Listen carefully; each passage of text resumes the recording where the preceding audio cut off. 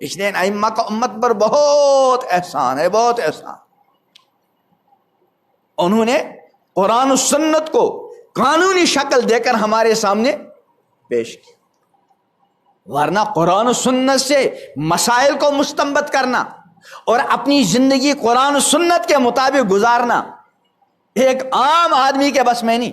وہ جب ہی ممکن ہوا جب ائمہ مجتہدین نے اپنی زندگیاں کھپا دی اور قرآن و سنت کا نچوڑ اور خلاصہ فقہ کی صورت میں امت کے سامنے رکھ دیا. بہت احسان ہے ائمہ مجتہدین کا امت پر. اور یہ تو امام الانبیاء حضرت محمد عربی علیہ السلام نے ان کے لیے دعا فرمائی، فرمایا نظر اللہ امرأن، اللہ تر و تازہ رکھے اس آدمی کو، سمع مقالتی، جس نے میری کوئی بات سن لی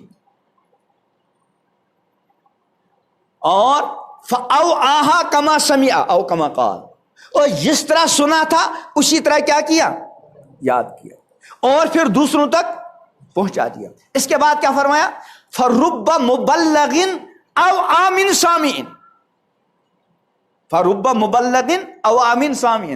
اس کا خلاصہ کیا ہے کہ بہت سے وہ لوگ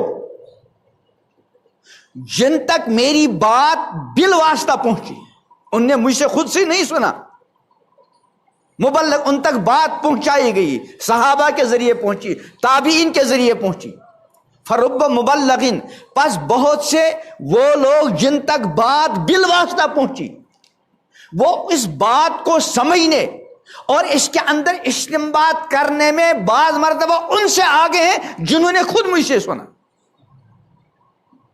کبھی ایسا ہوتا ہے کہیں کوئی مجلس ہو رہی، دینی بات سنی جا رہی، 10 آدمیوں نے دینی بات سنی اور اس کو بعینی یاد رکھا، پھر وہ بات کسی اور آدمی تک پہنچائی،